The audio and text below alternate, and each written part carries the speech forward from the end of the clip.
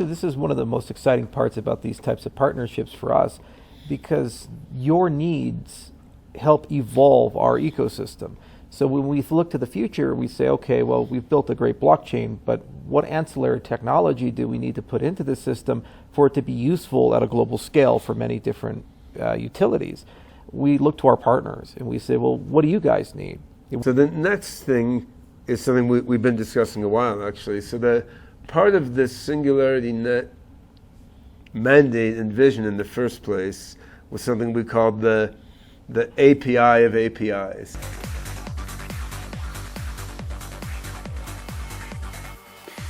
Hello everyone, welcome to another edition of Token Topics. I hope everyone out there is doing well and staying safe.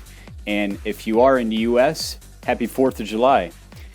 Now we have an exciting video. The topic is SingularityNET, and we're going to go over some more clips from an interview of Charles Hoskinson interviewing Dr. Ben Goertzel. It's an IOHK official YouTube video. So I'm going to put the link down below so you can watch it if you do have time. But I did highlight some very interesting clips for those who don't have a lot of time on their hands. We're also going to see what's going on in the community, and we're going to hear some words from a community manager, Jasmine Smith, who is head over the Rejuve project. And so you don't want to miss this video. If you are a Singularity fan, or if you're just hopping on board and you want to get some information and so forth, go ahead and hit the like and subscribe so you can stay up to date. And remember, I'm not a financial advisor. Any investing's risky, so please be smart, safe, and do it at your own risk. So in these clips, we're going to get a better understanding of what they are trying to aim as far as an overall marketplace for artificial intelligence developers, all kinds of different applications, even AI creating other AIs. I mean, it's going to be limitless when we see this marketplace come up and go forward. I mean, realistically, I think the sky's the limit with all these different applications. And as I stated in a previous video, once we see the Internet of Things fully rolling out, we're seeing all this 5G technology with quantum technology coming out. Could you imagine the world that we're going to see in about 10, 15 years is going to be unrecognizable to the world that we see today? And with Dr. Ben Goertzel, minds like that, and we have Charles Hoskinson on the blockchain side of things, we're going to see a powerhouse of a team in the future. All right, so let's go ahead and give a listen to some of these clips so we have a better understanding of the ecosystem, the marketplace, and these different partnerships with OceanX and Rejuve and so forth. Also on how this multi-token ecosystem is going to work. All right, so before we begin any further, it might be helpful to newcomers if they have a better understanding of what SingularityNET is, also what Rejuve is, and also have a better understanding of what Opencog is. So SingularityNET was born from a collective will to distribute the power of AI. And to really break it down, in case somebody doesn't know what AI is, artificial intelligence. So Sophia was the world's most expressive robot, is one of the first use cases. So to put it simple, SingularityNET is a marketplace for AI developers and so forth. So SingularityNET enables anyone to take advantage of a global network of AI algorithms, services, and agent. No longer must AI technology exist silos, only capable of operating within a specific company, infrastructure, or industry. So this truly is a game changer. As AI technology explodes, we're going to be able to have these tools and so forth for AI developers to be able to use them to create whatever they need to create. And it really is a game changer for the development of AI technology. All right, now let's get a better understanding of what Rejuve is. So Rejuve is a new kind of organization with a very old goal: to extend healthy human life as long as possible in a quest to radically increase the human health span. And so it really targets the healthcare industry and so forth, and we're going to learn some more about it in this video, so stay tuned. All right, now let's go ahead and understand what Opencog is. So anybody who's new, Opencog is currently being used in the SingularityNET project. So it's separately being used in the project itself. So it is part of the project. So Opencog is currently being used in SingularityNET to power various AI-based services and to serve as general intelligence core for SingularityNET's self-organizing network of heterogeneous. In case anybody wants to know what heterogeneous is, it's a diverse in character or content. So again, Opencog is currently being used in the SingularityNET project to power various AI-based services and to serve as a general intelligent core for SingularityNET self-organizing network of heterogeneous, or, as we stated, you could put diverse AI agents. It is also being used at Hanson Robotics for R&D regarding providing Sophia and other Hanson Robotics with advanced intelligence and for practical control of Sophia robot during loving AI trials in which Sophia is used as an Opencog power meditation assistant. So I guess to put it simple for anybody who's listening, that you could kind of say it's a brain for all the AI applications and agents. It's a core brain of intelligence for other artificial intelligence to be able to get their information and so forth from. So as you can see, it's also being used by Hanson Robotics, and it's being used as an advanced intelligence core. All right, so now let's go ahead and hear some more of this interview to get a better understanding of the marketplace and Opencog and how Reju fits in all this and different tokens, how it's going to be used on the multi-token system, such as Ethereum and Cardano. Let's give a listen. There's projects like NEL, for example, like Never Ending Language Learning at CMU, and obviously Google has DeepMind stuff and so forth.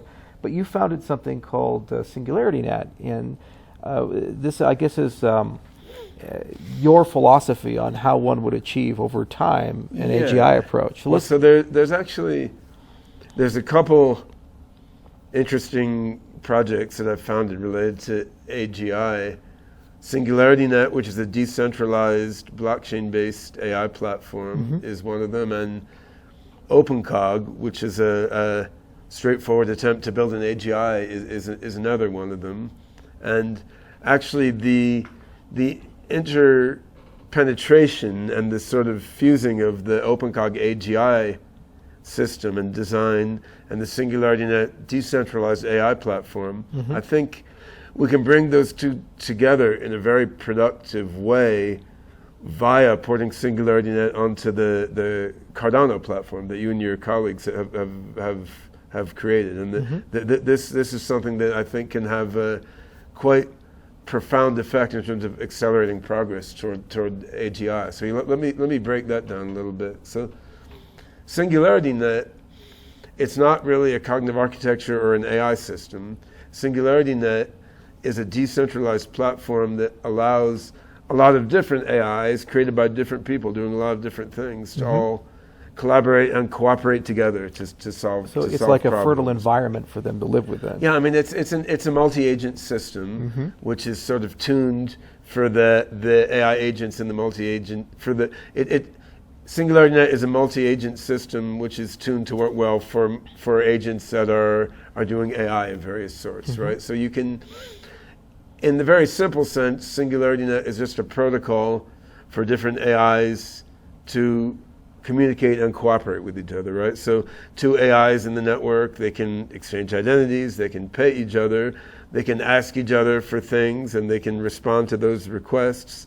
They can swap data, or they can reference data sets. They can decide to cooperate in a certain way.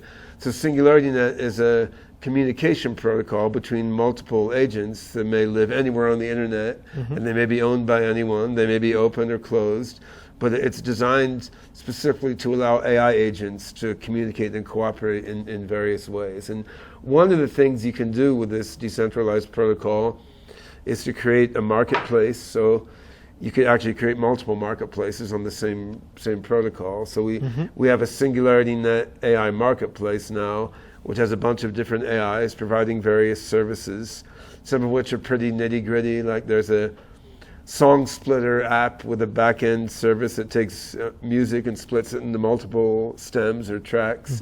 There's face recognition AIs. There's some things that are more abstract, like AI agents that recognize patterns in graphs.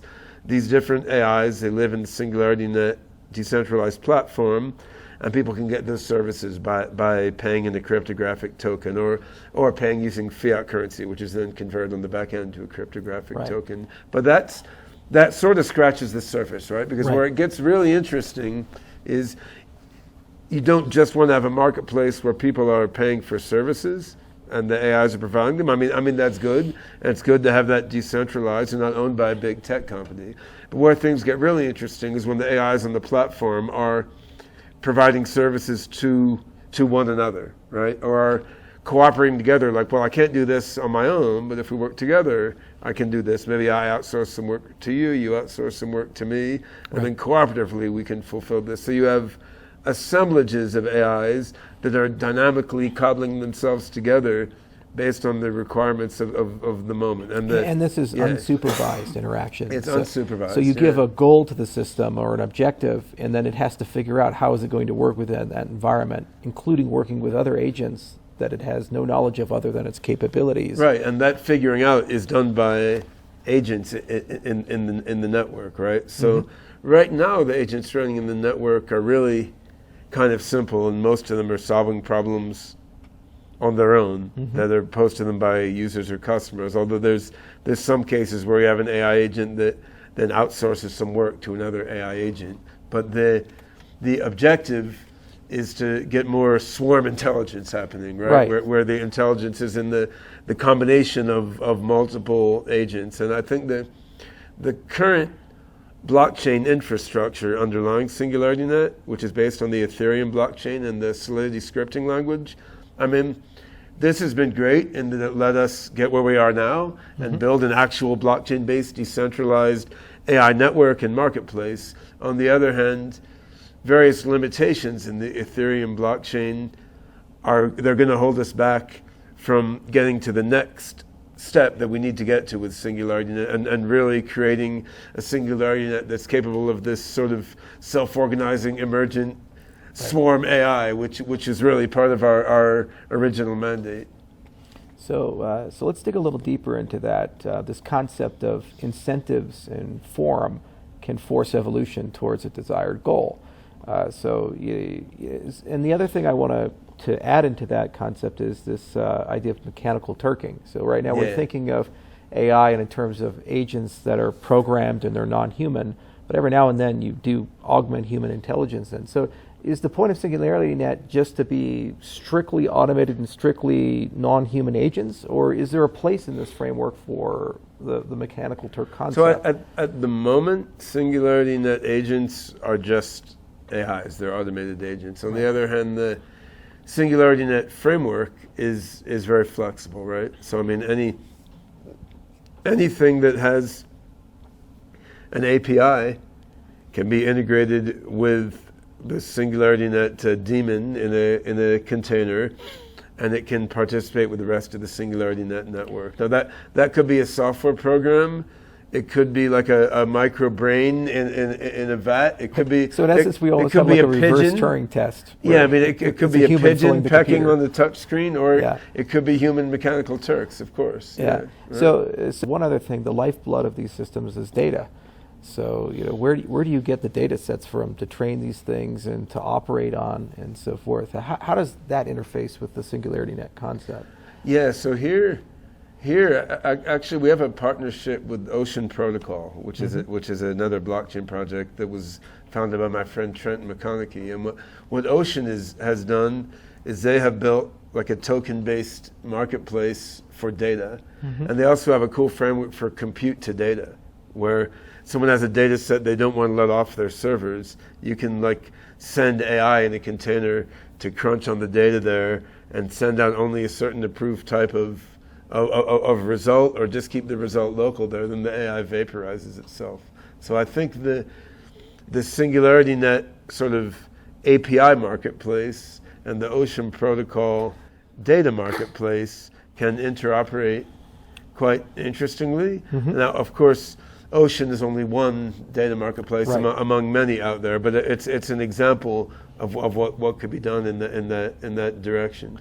Right. So you're creating a marketplace of saying, you can provide solutions, you can incentivize the development of solutions, the system can autonomously come up with new solutions and evolve itself to do more interesting things. And you can also come at it from a different side and become a data provider. You're going to have a decentralized network of decentralized networks, right? So SingularityNET has been focused on sort of the API of APIs and the AIs that are providing the intelligent processing.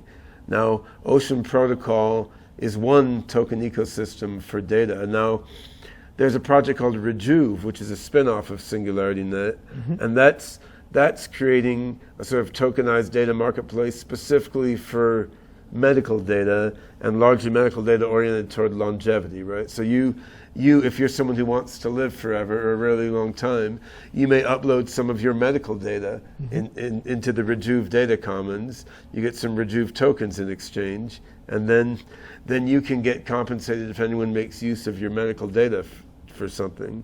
So again, Rejuve and Ocean are two like tokenized ecosystems aimed at properly compensating and incentivizing contribution of data, and SingularityNET then needs to interoperate with these, right? And I know you've focused a lot on interoperation of different token ecosystems in Cardano also, right? So I think that's going to be very important. There doesn't need to be one token to rule them all, right? I mean, the beauty of tokenomics is that you can sculpt the logic of a certain token to incentivize things in a certain aspect. So you would expect there will be multiple tokens crafted for different purposes that all have to interoperate with each other, and tokens designed to incentivize contribution of different types of data, I think will have a valuable role to play here. Yeah. All right, let's go ahead and give a listen to Ben on how he explains the multi-chain ecosystem and also Ethereum's downfalls. Chunk of SingularityNET AGI tokens onto Cardano. So what I want to do is make SingularityNET platform infrastructure multi-chain. I mean, we had that in our minds from the very beginning. So right now it's all on Ethereum, which was expedient at first, but it doesn't have to be all on one blockchain. I mean, maybe it will be optimal for it to be all on some other blockchain. But for starters, we want to make SingularityNET infrastructure multi-chain. So some of the AGI token supply remains on Ethereum, and some migrates to Cardano. And then how much remains on Ethereum and how much goes to Cardano, you know, that's sort of for the community and the market to decide, right? I mean, if the Cardano portion works much better, right, then everything should migrate there. If it turns out the Ethereum portion is more useful for some purposes, and the Cardano portion is more useful for some purposes, then so be it, right? So it's almost like hosting infrastructure. You know, Rackspace versus Amazon or Azure. These are ultimately cost and quality decisions that you make for your customer experience. And these are both moving targets, right? Like at this exact moment, Ethereum is very, very frustrating to deal with, right? Like it's insanely slow and expensive to do simple things, but I mean, that's a moving target. There's Ethereum 2.0. It may be that it becomes great at something. I don't want to write it off, right? So I think the simplest thing that we can get from moving a big chunk of Singularity under Cardano is just a less inefficient and overpriced blockchain infrastructure, right? And I mean, that's obviously is critical to us creating a SingularityNET that fulfills our goals and becomes a decentralized intelligent system. I mean, the whole process of designing SingularityNET infrastructure was a matter of trying to artfully work around the slowness and expensiveness of Ethereum, which has just gotten worse and worse. But there's limits to how much you can do there, right? So we need a faster, cheaper blockchain. Cardano, I think, can be that, but there are other things that could be that also, right? So I think there's also deeper aspects of the Cardano vision and infrastructure that are interesting to me and that synergize with our SingularityNET code now and with our SingularityNET aspirations going forward. So I think that there's a big focus on formal verification in the Cardano world, and as a mathematician, that's very interesting to me, right? Like I would love to see automated theorem provers running in SingularityNet and leveraging the SingularityNet decentralized AI network. I'd love to see these decentralized AI-based automated theorem provers put to work, verifying smart contracts running on Cardano and helping verify Cardano infrastructure code, right? So there's... All right. It's a very long video. As I stated, I'll put it in the description below. I'm going to put a link to it in case you want to watch the whole video. But excellent words from him. So let's go ahead and move on. All right, let's go ahead and get some words, listen to some words from Jasmine Smith, who is a community manager, and she's also head of products with the Rejuve project. So let's go ahead and get a listen here. Hi everyone, my name is Jasmine, aka Zogo. I'm the new community manager of SingularityNet / product manager of Rejuve. And as you know, though I've been around in the community for quite a while as a core admin. I've been a member of the SingularityNet community since November of 2017 and an admin probably early 2018. So I've been here since the beginning. My background is in health information management, which has to do with diagnosis and procedural coding, not the kind of coding that the programmers and developers are doing, a different type of coding that involves classifying medical diagnosis and procedures, but that we can get into a bit later. So what actually got me into SingularityNet is actually conspiracy videos, because as some of y'all may know, I'm also the creator of the unofficial SingularityNet Truthers group, where we talk about fringe topics, conspiracy theories, controversial things, and all of that. So I was on my own personal investigation mission about a lot of different things at that time, like in late 2017. There was a lot of that stuff going around. And so, of course, I saw videos about Sophia. So there was one sentence that Sophia said that made me want to go investigate SingularityNet more. And that was, I want to port my brain to a quantum gravity computer running on quark gluon plasma. So once I heard that, I was like, what? Hold up a second. Wait, whoa. What's going on here? So I started investigating deeper into this project, and I found out that it wasn't actually Sophia saying these things, but it was actually Ben Goertzel saying these things. So I was like, okay, that's pretty cool, actually. So I read the entire white paper and, delved deep into all the different resources that were available and the videos and information. And I decided that this was actually really cool and a good initiative. And these were good people behind this project. So I asked a lot of questions and a lot of, probing questions and stuff. And I've always was met with good answers, and nobody ever shunned me, and I was very well accepted. So I stayed around. I stuck around and, started just on a volunteer basis answering questions and directing people to where they needed to go to find information and all of that. And I got approached to be core admin and had been doing that ever since until now, and I'm officially part of the team. So excellent. Stay tuned, because I'm going to see if I can get an interview with her. She seems to be pretty knowledgeable and can help out any newcomers to SingularityNet and explain the differences and all the different, features and so forth. So yes, stay tuned. I'm going to see if I can get her on Token Topics. So I'd like to interview her. So stay tuned for the future. So yeah, you can always feel free to share your questions, comments, concerns, even complaints, but always in a respectful way. Because one of my main goals also is to improve the relations between the community and the team, and kind of bridge any gaps that may be there. Because just as you as the community deserve clear answers and transparency and all of that, the team deserves respect for all the hard work that they put into and all the time that they dedicate to making this decentralized AI platform and ecosystem come to life and come to reality. So, they don't deserve to be name called and bashed and personal attacks and put downs and all that type of stuff. Yeah, we're grown ups here. Always won't be accepted. But you constructive criticism is welcome, as you can see what happened with the airdrop and even the phase 2 proposal.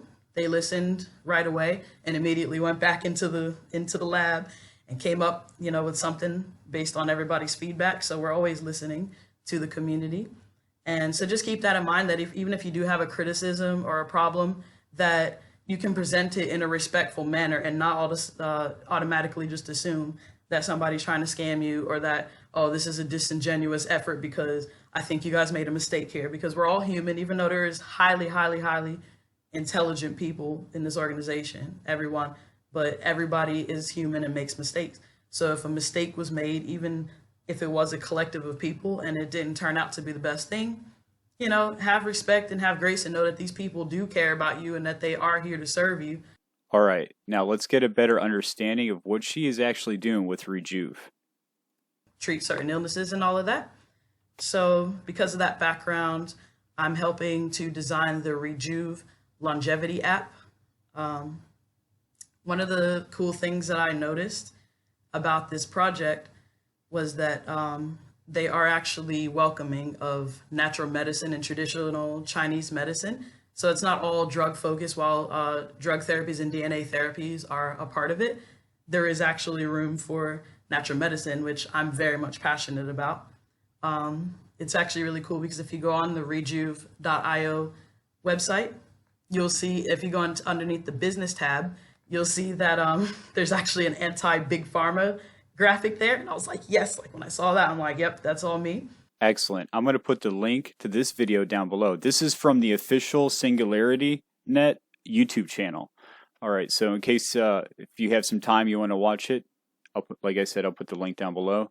So pretty cool things with this project. And Rejuve, as Ben Goertzel, as he stated, it's a spin-off from SingularityNET. So this is going to be focusing on mainly like the healthcare field of it.